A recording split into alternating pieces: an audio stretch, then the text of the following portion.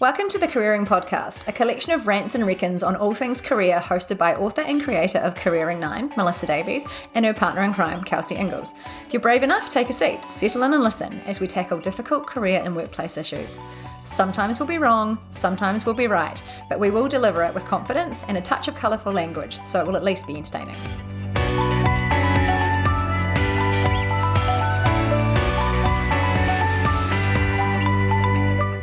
Hi everyone, and welcome back to the Careering Podcast. I am your co-host Kelsey, and as always, I am here with author and creator of Careering 9, Melissa. Hi, Melissa. Aloha. Did I just catch you yawning? Yes. And then you're going to say the word yawn, and I will yawn again. Oh, apologies. So I'm not going to ask you how you are because you're obviously tired. I'm going to laugh through it because she's still yawning. You good now? No, she's still going. I'm going to tell you how I am. I'm pretty good. Thanks for asking. Okay, I finished yawning now. You good? How are you, Kels? Are you actually good? Oh, yeah. I'm just rocking along, just surviving, thriving. Thriving and surviving. Yeah, both. I'm just glad it's no longer winter, to be honest with you. Sunshine, it's what I need in my life. Could do without the wind. Yeah. But I'm good with the sunshine at the moment. So. The Easterly in Christchurch is very special. Melissa likes to call it a slutting Easterly. Actually, that was my father. And I've adopted it because I think it's great. It's the best word for it. It just cuts through you. It is the worst wind. It's awful. Oh, it's so cold. It's so fucking cold. I would take a Wellington Southerly over a Christchurch Easterly any day. Yeah, because you look out the window and you think it's beautiful, outside. But and it's you walk 10 out, degrees less than what it was going to be. and it cuts you in half. It is awful. Yeah, so that's my theme of the week, weather chat this week. What's your theme of the week? My theme of the week is just how much I'm leaning into channeling my late grandmothers and loving all the birds around at the moment. You being, what do they call a bird watcher? A twitcher. You being a twitcher. I haven't fully committed, but I might. There's still time. I did see a new bird feeder out there. Yeah, legit, that's what's happened. I'm turning into my nana. Do you just sit here and watch them all day? No, that's what my nana used to do, though. My nana had two little party tricks. She was deeply introverted and really enjoyed her own company. And growing up in a small country town, if the curtains were up and the lights were on, people would pop in and just for a cuppa and say good day. So sometimes if she'd been away for a few days, she'd leave the curtains down so no one knew she was home. But then she would miss out on seeing the birds. So she would do that for a day just to have a bit of peace and quiet, and then it would be curtains open and she would sit in the kitchen or the dining table with her cup of tea and look out where the bird feeder was in the trees and watch the birds. Cute. Yeah, and I have really channeled that lately. Hence the second bird feeder. Oh, I love it. That's adorable. Yeah. And I love that you've just gone straight into telling us stories about your grandma, because guess what? Today's episode's all about Melissa. We realised that we haven't really done an episode on what we do for jobs and how we got to where we've got to. So we've decided to do an all about Melissa Davies episode, and then I'm going to try and get out of mine.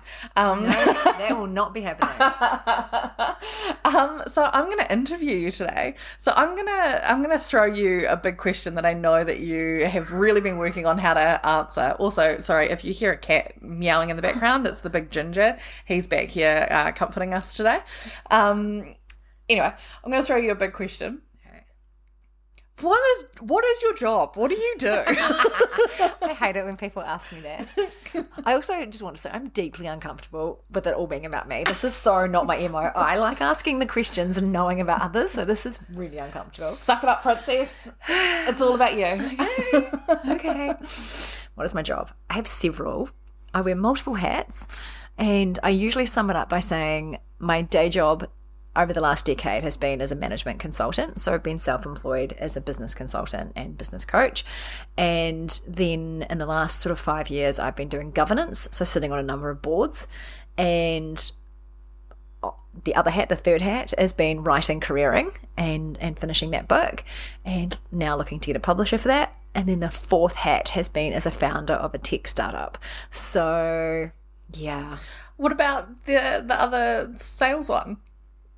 Bolster. Oh, yeah, and Bolster. And I have another business, which is trying to provide tools and information to early stage companies in New Zealand to help them build their sales and marketing capability.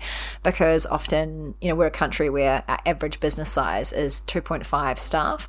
And so the person who does the operations and HR also does sales and marketing. And so I wanted to create accessible tools that help people to do that. So that's Bolster. The tech startup is Holdmine, and that is helping people organise their life and their life admin and their final wishes. So that's quite a big one, and I'm really excited that it will be in the market in 2023. So it's kind of your big focus at the moment, isn't it? Yeah, absolutely. And so do you want to tell us a bit more about Holdmine and your journey with Holdmine as a founder of a tech startup? Because we've obviously heard you talk about, when we talked about our different ways of working and all that sort of stuff, you sort of talked about being a tech founder and how it wasn't as glamorous as it looks on It is not glamorous at all. We're not all like Travis and super pumped. It's not like Silicon Valley, the TV show. It is not. It is not. And so, do you want to talk us about how you got into it and what sort of journey you've been on in the last couple of years? Yeah. So, in our episode on feelings, I mentioned that I lost my dad unexpectedly, and when I was at work, and my dad and I were really close, and he was only 55 when he passed away. And I didn't know that he had, in his will, listed me as the executor of his estate. Oh. Yeah. And so we all expected it to be my stepmom and my auntie. And it was me. And so I was put into this world where, losing dad within 24 hours, we had to make hundreds of decisions. And then I was unraveling, trying to find where he had shares, where he had assets, what he wanted done with his assets. It was really, really hard. And especially because it was so unexpected. Yeah. Yeah. And you're trying to grieve and you're stuck doing all this, they were calling it deathmin, like death admin. Oh, God, I don't like that. No. I don't like the abbreviation. No, I was like, let's not fucking hashtag that. This is awful. Like don't let that trend anywhere. Yeah, I saw it on Insta. And I was like, this is awful. And it felt like a full-time job. And it felt like it was interrupting my grief. Yeah. Because I wanted to just be missing my dad and loving my family. And you were responsible for doing all of this work whilst managing your own grief and all of your family around you. Yeah. And I'm definitely the responsible one in my family. So I had to manage everyone else's emotions and responsibilities. And so many amazing moments with my nieces and nephews during that time. And I'm so grateful for my auntie and my uncle. Their support was incredible. But what it showed me is at the time I was working in Wellington and doing a 4-day week in Wellington. No, I then transitioned to a 4-day week in Wellington and then a 3-day weekend that I was working in Queenstown for a tech startup. And then I ended up quitting my job in Wellington and moving to Queenstown.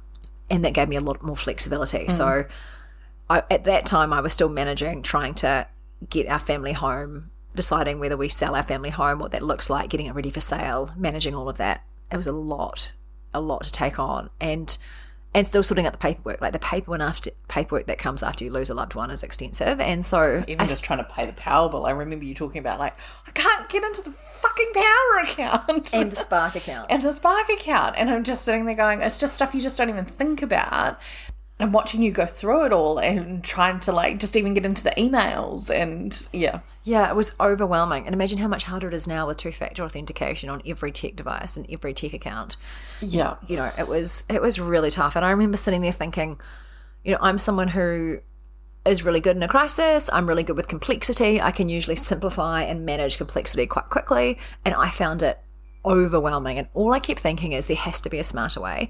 And imagine how much harder this would be if I had dependents, like if I was looking after an elderly relative or little ones, or had to work 2 jobs, like trying to manage all of this on top of a busy, complicated life. It would have been really overwhelming. And so I wanted to find a way to simplify the process for other people and reduce the impact on other people when they lose their loved ones. And at the time I was working for a tech startup. I'd spent some time working in that space, and so designed a concept around that. So ultimately, Holdmine is a technology platform that is hyper secure and easy to navigate, where you can store critical documents and information and then share it with people that you love and trusted contacts. So there's a section in there for, financial information. And you could save a copy of your life insurance policy in there and others, and then give you access to your financial advisor, your loved ones, the executor of your will. Yeah, you can save a copy of your will in there, etc.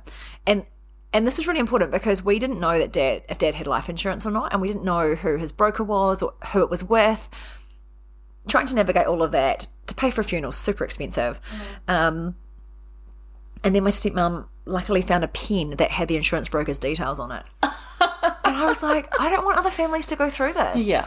And so hence creating Holdmine. So that's what the reason behind it. And it's been a really tough journey in the sense that there's a lot of narrative out there that in New Zealand, the tech ecosystem, there's kind of a narrative that says you have to have a non-technical co-founder and a technical co-founder. Female founders are underfunded and underrepresented. Yeah. There's an expectation that you raise capital really quickly and really early. And you give a whole heap of your business away for that capital. Yeah, and I was like, fuck this. Yeah. I have enough business experience and knowledge to do this on my own, and I want to do things differently. And I also wanted to not have a co-founder because in all my previous ventures, I'd given away a lot of equity to people that promised the world and didn't deliver. Yeah. And so I want to give equity to the right people at the right time, and I wanted to bootstrap it. I didn't want to bring in external capital because what I keep seeing in the startup space is that it's really easy to take on board investor funding and just keep spending it. And get yourself into a hole. Yeah, and not be profitable. Yeah. A good business is profitable. Yeah. Everyone focuses on the capital raise and no one focuses on the actual revenue coming out the other end. Yeah. Yeah. So as you can tell, I like doing things the difficult way. Do you what? I was really principle-led on this because I was like, it's a legacy to my dad. I want to help other Kiwi families and I want to create a sustainable business. I knew that lots of people have good ideas and they don't implement them. And so I was like, okay, I need a really good implementation plan. I need a really good team around me. I need to keep working so I can generate funding to put into this so I can fully fund it by myself. And then COVID happened. Did it what? Yeah, so that's had a really big impact and slowed things down. At the same time, I had some developers working on the product. I wanted to make sure it was built here in Ōtautahi, Christchurch, and the first development team did a really good kickoff and then started to really let me down around making promises and not delivering. And so I had to make a really tough decision. I gave them the story of my life. I gave them 10 extra chances. I should have been more ruthless. And then it just got to the stage where they were never going to finish the product. So I terminated that contract and found another team to pick it up, also here in Christchurch. And they also started off guns blazing, doing a great piece of work, and then over time really dropped the ball. And so got to a point here in 2022 where I felt like I'd given years of my life to building this project, investing in it, and being really let down by people. And I was so passionate. It meant so much to me. And it also just makes sense. Like, you keep saying, what's the one thing that you keep saying about it in terms of market validation? Oh, yeah. So every startup gets told you've got to validate your market. You need product market fit. And I'm like, I have market fit. I have a list of customers waiting for this product. I have 2 people paying for it now and I haven't even launched it yet. Like, I have product market fit. I just don't have product. Like, I've got 80% of a product. I just need that last 20%. And so, and I really challenged myself around, was outsourcing it to contractors the right thing? Should I have brought in a tech co-founder? And after a lot of conversation and reckoning with myself, I'm like, it's absolutely the right decision. I still stand by it. I can scale up and scale down resources as I need to. Yeah. It's absolutely been the right thing to do. One hell of a founder story too. Yeah, it's been a journey. And so now I have amazing people working with me on this, and I'm really optimistic about where it's going to go next. And I will be taking on some external capital, just a small amount, no big VC funding or anything like that, because I want to get to revenue and profit really quickly as soon as we launch. So it's a viable, sustainable business. Awesome. And then I can hire awesome people with flexible hours and create a cool culture and do cool shit in Aotearoa for build Kiwis. your own empire. Yeah, and build a culture that I actually truly believe in. I think is heart-led. Totally. And where people can come and have impact when they want to, how they want to, not being forced into the 9 to 5 bullshit that I hate, as you all know from our family episode. So obviously this has been going for a few years. What has been your other focus while you've been getting Hold Mine going in fits and starts? Finishing careering, so finishing the book, which I love, and whether that actually ends up getting published now, I'm less wedded to, because it's led to this podcast, and we can have better conversations faster through this mechanism. So I'm not wedded to that outcome. Especially if you put us on 2-speed. Ben says it sounds like we're on crack if you listen to us on 2-speed. So I sound like a chipmunk when I'm laughing. We both do, because we're like, ah! Sounds worse when you slow us down. Anyway. Yeah, so I'm less wedded to that outcome now. But it's been an amazing process. This written 70,000 words. It's a huge creative process for you. Yeah, it's been great. And just the discipline of it. Yeah. And I've loved, being in locations like in Kaiteritiri and, sitting in Sydney at a friend's house, like the amazing places I've been able to sit with my laptop and write and really structure my thinking around why we need to create more inclusive workspaces and empower women. So that's been a focus, getting that finished, because it was a weird thing where I realised I felt like I was always saying I'm in the process of writing a book, and I'm like, I actually just need to finish it. Like, I need to be done. Just need to have written a book. Yeah. So now I have written a book, which has been awesome, and hopefully I will get some clarity around what the next stage looks like for that. So that's been a focus. And in terms of supporting income, while I do my 2 babies. Because writing a book and starting a startup with no capital raising doesn't tend to bring in the paychecks. No, it sucks all the money out of you. You refinance your house. You do everything possible.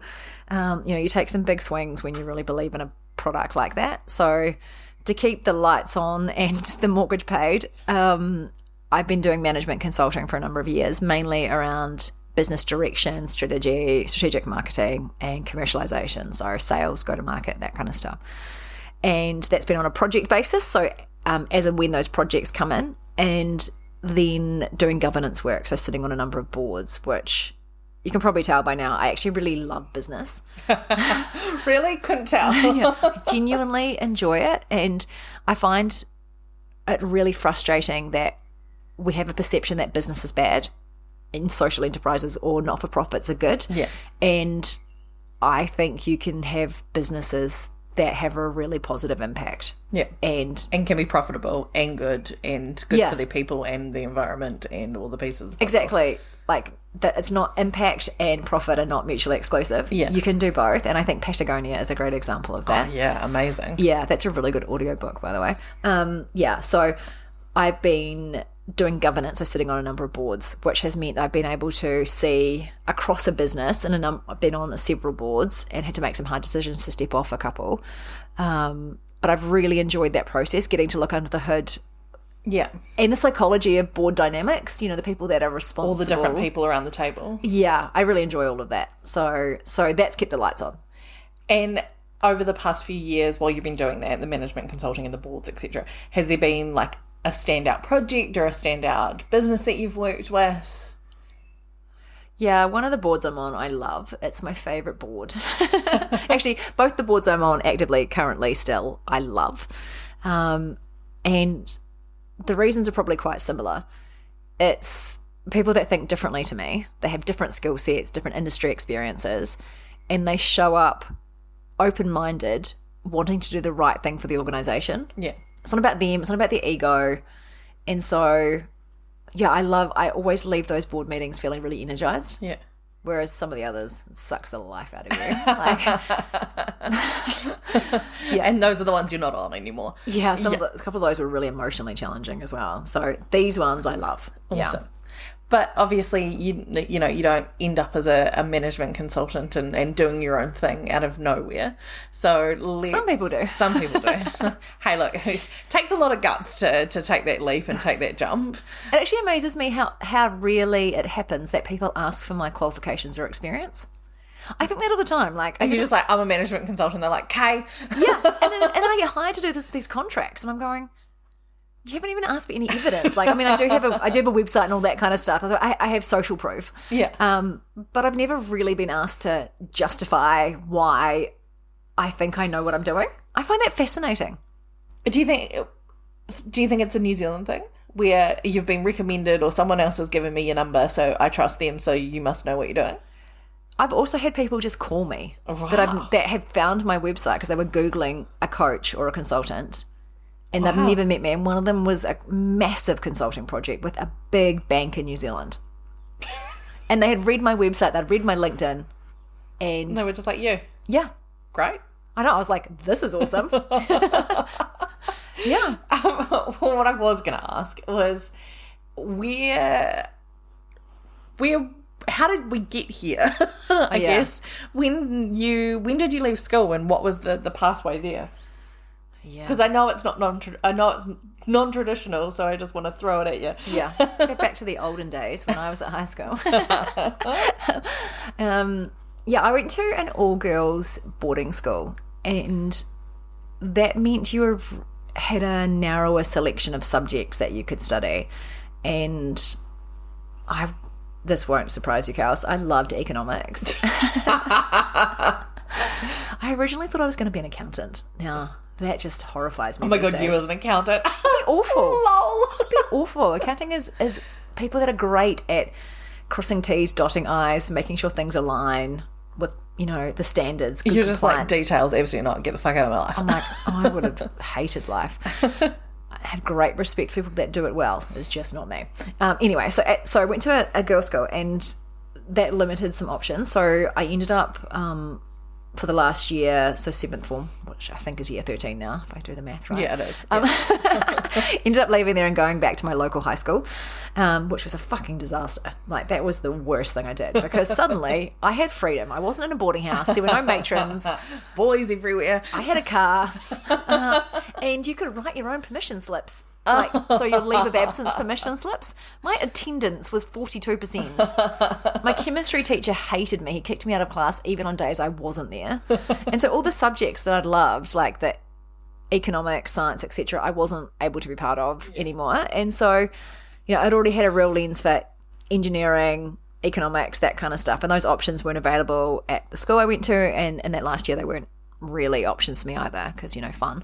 And so had to make some choices when I left. I knew that going to university wasn't going to be an option for me financially, because back then there was no student loan system like there is now. Yeah, you had to front up and find the money. And so if you had wealthy parents, you could go to university. You were fine, but that was about it. Otherwise, you needed a dear old great auntie to kick the bucket and leave you a ton of cash.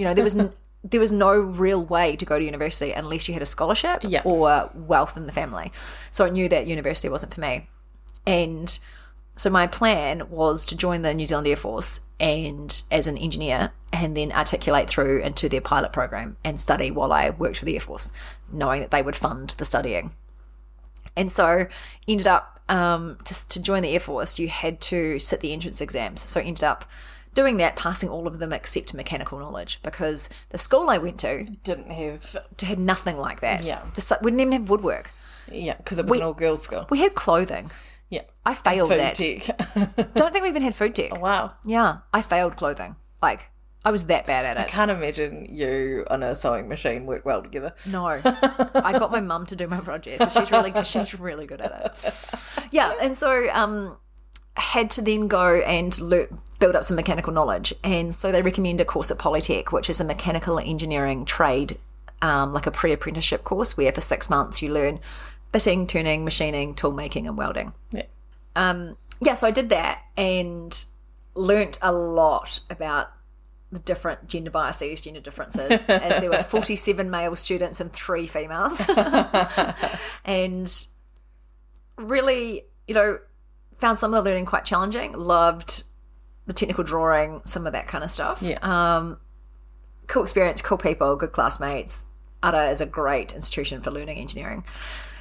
Finished there, and the New Zealand Air Force at the time had a change of government, and we'd been leasing aircraft from the United States. The new government cancelled that contract, and so with a reduction in fleet, the Air Force take on any more new recruits. Didn't need any new recruits. Wow. So I was like, was that devastating? No, I was just like, oh fuck, well I can weld some shit now, so let me at it. I'll see what I can do. But actually I mentioned in an earlier one of our episodes, I nannied for a bit before because I had to wait to go and resit the entrance exams and to start that course. So I'd been nannying that whole way, looking after a bunch of different... Saving cash. Yeah, and having a good time. Like, it was actually really fun. And so I realised that human behaviour and psychology, I was super interested in that. Like, some of the families I nannied for asked me to read books like toddler taming and how to engage your 2-year-old. So I learned heaps. I actually really enjoyed that experience. So in one hand, like, I was often at Polytech and then I'd be nannying on the weekends. Yeah. And I was like, the contrast was awesome. And so, you know, the mechanical structured thinking alongside the chaos of creative little humans, like, it was super fun. And so... yeah, had to kind of figure out a way to get a job. And yeah, back then job ads were in the paper, and saw a job ad and I was like, I'm going to get this job. I want this job. What was it? At VOC Gases, working in their retail counter selling industrial engineering and welding products. And so I did end up getting that job, turned down other jobs in the meantime because their recruitment process was so bad. I love how principled you were in, like, because what are you, early 20s at this point? No, I was like 18, 19. Yeah, okay. Yeah. You're like, this recruitment process is terrible and I do not want to work for them. But I did want to work for them. So I ended up, even though it was that bad, I turned down opportunities at other companies. Oh, so BOC's was bad. Yeah, it was really bad. It was really slow. It took ages. And I was like, this is terrible. But I was like, I really want to work there. I just know this is the right place. Why? Just a gut feeling. You just were like, that place. Since I saw the ad in the paper, I was like, I'm going to work there. I love your, I feel like that's some Taurus, like, stubbornness coming through. Correct. Yeah, and then I had 13 years there and it was an amazing company. Because you ended up going through BOC over to Australia, right? Like, that's how you got your I had amazing opportunities at BOC. I worked my ass off. So you were front of house sales staff and then moved all the way up through. On a retail counter, like, literally on the gas dock, loading... 50-kilo gas bottles onto the back of plumbers' trucks and stuff like that. Yeah. So, yeah. Front line. Yeah, hence forklift situations and what have you. So you started there. Where did you finish at BOC? My most senior role, my last role at BOC was I ran their retail business in Queensland. So that was from 28 till about 31. Yeah. And so in terms of the scale of that though? Because I think 17 branches, $100 million in revenue, about 100 staff, 17 direct reports, all men. So from going from, I can't get in the Air Force, so I'm going to go and work a retail counter, to that much intensity and 13 years? Yeah, it was awesome. I loved my time at BOC. Why? The people were incredible. The organisation as a whole was really professional. Yeah. I think they're a British listed company. Good so they policies. Had all the systems and policies set up. I look back now and I go, I'm really grateful that I cut my teeth in a corporate big one. They had resources and very good people. And they invested heavily in their people. So I think part of the reason why I was able to progress was because they invested in me as well. So they paid for me to do a number of training courses, and so like influencing skills, dealing with conflict, managing poor performance. So as soon as I moved into a line management role where I had direct reports, you had access to all this amazing training. BOC had a graduate program where they hired grads. So I was like 24 or 25 at the time, and I'd had 5 years work experience in that, 4 or 5 years work experience in that organisation, plus my time nannying, etc. And yet these people were getting into their first jobs because they'd just gone to uni, and yet we were the same age. Right. And they were getting all these opportunities because they were graduates as part of the graduate program. Because they had a degree. So I challenged BOC on this, and they changed their grad program to enable people of a similar age, so, less than 5 years work experience, can participate in the grad program as well. Because I was like, why do you think that having a university degree means you're better than everybody else? Oh my God, BOC didn't know what hit it. Yeah, I definitely am someone that needs to shake the cage and change things to make it fair. But they changed it. Like, I loved that. Yeah. Like, they were like, yeah, you're right, we're missing out on talent. And I was like, why would someone with a trade background be excluded from this program? Why can you tell me that this privileged person who got to go to university, yes, they might understand the theory, but I could go and study while I'm working. Yeah. And 2 years from now, we could be in the exact same place, but I'll probably be further ahead because I understand the workplace dynamics. Yeah. And I have a trade qualification, so I actually understand the product application. Yeah. And so they did. Some would argue that that's better. Yeah. I was arguing that, I think. Although definitely felt like I wanted to do a university qualification. So you went you studied and worked later on, didn't you? Yeah. And actually, even when I was nannying, I was studying. I studied Te Reo Māori and Spanish and sign language when I was I'm all about inclusivity. Like, yeah, and I think I've always been someone who enjoys learning. Like, it's absolutely something that I'm a super fucking nerd. Like, I love business and I love learning. We're all completely aware of this at this point. If I can talk to you about economic policy, I will. Like, I'm here for it. So how do we get to understanding economic policy though, right? Oh, yeah. Yeah, so because I am super nerdy, I put my hand up for every training course possible and the ones that were allocated to me as well. And actually, now that I think about it, I think the Challenging the Grad program, we did that as a group project because I went on a leadership program that BOC had for developing future leaders. Oh, cool. So I got access to all these awesome things. Yeah. Although they made us run on that one. Not a fan. It sounds less awesome. Yeah, but it was at Coogee Beach, so... Oh, okay. Yeah. Yeah. Fitty. Yeah. Yeah, and so through all my learning and training at BOC, I got opportunities to take on projects. I said yes to everything I was offered. You know, I look back now and I think those were good choices, but I never considered not taking them because I'm so driven by what could I learn? This is new. It looks new and different and exciting. Yeah, so it wasn't about growth within the business. It was what can I learn while I'm here? What can I get from you? Yes. How much can I suck out of this lemon? Like, I want to really have a great experience here. Yeah. And that actually worked in my favour. And I had amazing mentors and sponsors and people that supported me around that. And one in particular wanted me to take a role in her team as a key account manager. And I didn't want to, this is like maybe about 26. I was like, I don't want to be in sales anymore. I've had enough of that. And she was like, her advice was so valuable. She was like, you actually need to stay in a role for a few years and ride out a business cycle. You need to mature in a role. And she said, I don't mean you need to mature. I mean, you need to build capability to know how you perform when things aren't going well. Yeah, when things are going good and things are going bad. Yeah. Because that rounds you out. Yeah. And she offered me, a pay rise, and I was like, no, I'm not interested. And she said, what would you be interested in? And I said, I want to do my MBA. And she's like, done. So they pay for it. They paid for a $60,000 MBA. Amazing. Because I was like, if I'm going to do it, I want to do it through a top 100 business school. Yeah. And not having an undergrad, I had all this insecurity going into it. And so I was working full time, studying in my evenings and weekends. Yeah, it was full on. And like, I feel tired just listening to you. I know, I look back now, and I was rowing as well. So I was getting up early in the morning to go rowing. I was working massive hours all day, and then I was going to lectures. I miss the energy of my 20s. Yeah, me too. I look back now. And I had an amazing boyfriend. Like, he was so supportive. Like, I look back at that chapter and go, that was epic. Like, that was taking so us and good. taking names. Yeah, totally. Yeah. Totally was. And it was like the sacrifice, and I knew it would be, was I traded off my social life and my friends. Yeah. And so, you're always going to have regret and a thing to trade off. But I wouldn't change that experience for anything. Like, it was so epic. And so doing my MBA, I quickly realized that I was super nerdy and good at economics, operations, strategy, and strategic marketing. And understanding people. Yeah, and the psychology of people. Yeah. And so I would always end up, a lot of the projects are group projects, and I would always be like wanting to make sure that we as a team performed well. Yeah. Love it. Yeah, so it was awesome. Like, such a great experience. And yeah. And even when so in terms of being supported by an organisation, when I got the opportunity to take the role in Brisbane, I was studying in Sydney.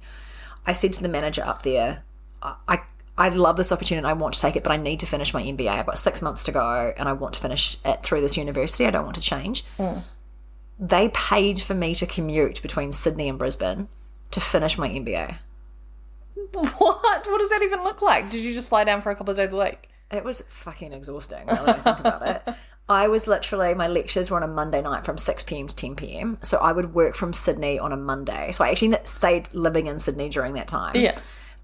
So I would work in Sydney on a Monday, go to my lectures, get up super early Tuesday morning, fly to Brisbane. They put me up in a hotel Tuesday night, Wednesday night, Thursday night, work in Brisbane Friday, fly back to Sydney Friday night, have the weekend in Sydney at lectures or seeing my boyfriend, and then repeat. Back to Brisbane. Rinse and repeat. Wow. But you got your MBA. Yeah, I got my MBA from Macquarie, the university I wanted to get it through, from that grad school. And yeah, I look back now and I go, that was a lot. And, you know, Fucking backed yourself, though. yeah, I did. Love it. But I never There was never, like, you telling the story, there's never a moment where it sounds like you even doubted that you would just do that thing and they would say yes. Yeah, that's it. Like, that's exactly it. I look back now and I go, holy fuck, like, youth and confidence. Like, bring that back. Like, Yeah. I remember I was standing in Melbourne thinking, oh, I'd quite like to move to Melbourne. I'm kind of done with Sydney. I think Melbourne's for me. And then my phone rang and it was the GM of Queensland. And he was talking to me about putting my hat in the ring for this role. And I was like, oh, yeah, I moved to Brisbane. That sounds fun. And went for the interview and I was like, oh, fuck, I'm just the token diversity interview. I'm not going to get this role. Diversity isn't like diversity of being a white woman in a heavily white man dominated And organization. under 50. Yeah. Age diversity too. Yeah. Yeah. And, yeah, so I was, like I say, like 28 at the time. Yeah. Yeah, and got the role. I was like, oh my God, this is amazing. Insane. And I think what that showed me is good leaders don't judge you based on your age. They judge you based on your competency and capability. Yeah. And yeah, I was just always treated with so much respect at BOC. And I'm still such good friends with so many people I worked with there. And I know the culture's probably not like that now. And it's just my lens of the world, but I loved it. I had such a good experience. So out of all the jobs that you've done, would you say that one's the best one? The one in Queensland was my favourite job. Yeah. I loved that job. I loved that team. I loved Queensland. Yeah. Loved it. I left BOC. Actually, that wasn't my last role at BOC because there was a series of redundancies and restructures. Right. And I had to move into another role and I didn't want to do that. Yeah. And yeah. And then I made a decade of bad decisions. Story of our lives. And so that's sort of, you know, fucking a huge career trajectory, MBA, now your own founder of your own startup and writing a book and fucking doing a shit ton of stuff still. What do you do for fun? And don't tell me that you read business books. I do read business books and I listen to them on Audible and I listen to podcasts. What else do you do for fun? I hang out with my crazy nieces and nephews. I find little people really fun because you have to be fully present. Yeah. So I love that. I love their company and the way they see the world. So that's really fun for me. Hiking is massive for me. Being out in nature, being around the mountains, love that. Just getting off grid and being really disconnected is super important. And then channeling my nanas and being in the garden. Like, what a fucking nerd. More important question. I used to be a party animal. Like, let's be clear. Let's be clear. I think that's the only way that you could get through the amount of work that you do. Because my next question was going to be, how do you relax?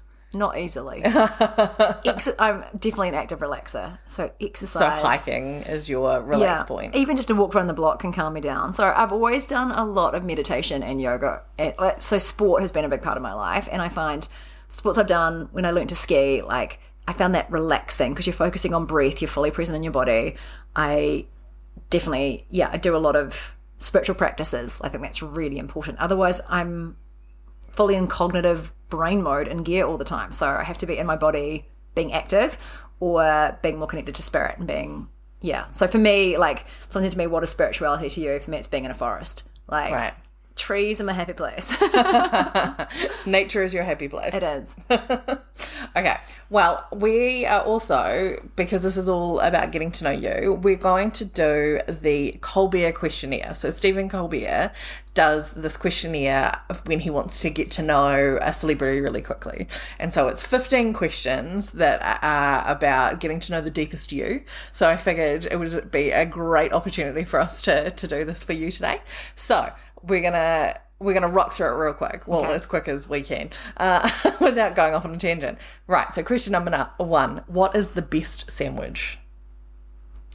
So let's assume I wasn't a glutard and I could eat gluten. You used to be able to buy thin bread, like thinly sliced bread, like the real thin Vogels. But it was white bread. Okay. But like proper white bread. Yeah. Disgusting white bread. Thinly sliced white bread with lots of butter, tomato, salt and pepper. That's it. That's it. Like, especially tomatoes that my granddad used to grow, like, the best. Love it. Okay. What's one thing you own that you should really throw out?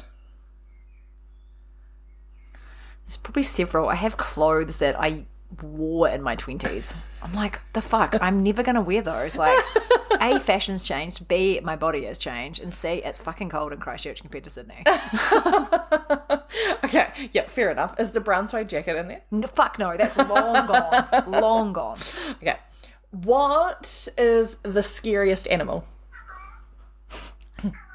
Griffin, did you just say hello? Certainly not my fat ginger cat. It is not him. Scariest animal. A wasp. A wasp. An animal? Is an insect an animal? For these purposes, yes. They're terrifying. Okay, fair enough. They're vicious, to be fair. Disgusting. Okay, apples or oranges? Oranges. Have you ever asked someone for their autograph? Yes. Who? Craig Lowndes. The driver. Yeah, because we through work we used to sponsor a V8 supercar, and so I used to go to Bathurst all the time and stuff, and then got to meet him, and then I got to do hot laps with him. So got a photo with him, and then got him to sign like my shirt. Cute. I love that. What do you think happens when we die? I don't know, but our energy and presence is still around. I believe that, but I don't know what else happens. Just like floating around. You're hanging out in the sky. Do you reckon that's like electrostatic shock is? Someone's energy? No. I look forward to your answer to that question. Jesus. Okay, we won't do this for me. Favourite action movie? Oh, I love action movies. As long as they don't have any ooby goobies. Yeah, close my eyes for those bits. If there's blood and guts, I don't want to see it. Yeah. Favourite one? I actually really liked Salt, the Angelina Jolie one. Okay. Favourite smell? Oh, it's always fresh cut grass. Like, it's just so good. Least favourite smell? Anyone's red rubbish bin. Exercise. Worth it? Worth it for the mental well-being. Flat or sparkling? Sparkling 100%, and it has to be lukewarm. And then you also have to finish the whole entire bottle and then fling it across the room. Correct. Yeah. You said we have to hydrate, girls. Most used app on your phone? Oh, it would be Instagram. You get one song to listen to for the rest of your life. What is it? Oh, it would have to be Def Leppard, Pour Some Sugar on Me. Like,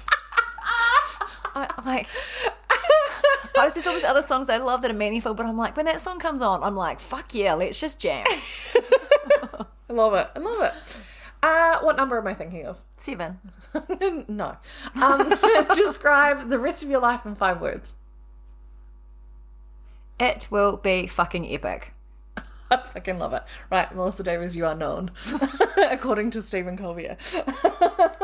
I'm also a fucking nerd. Thanks for reaffirming all of that. Well, I would like to say thank you so much for talking to me today. Well, you talk to me every day, but thank you for talking to me about you today. I know that it's not the most comfortable situation for you, but I feel like you did really well. And if anyone has any other questions that they would like to ask Melissa, you know that you can send it to us on Instagram, Twitter, Facebook, TikTok, email, all of the things. We're across all of the channels. While you're there, give us a follow and make sure that you subscribe to our podcast on Apple, Spotify, and Google, and then everywhere else you get your podcasts. We are putting out episodes regularly, so if you've got any ideas on things that you want us to cover, let us know. And until next time, get out there, back yourself, and be your most fabulous self like Melissa does.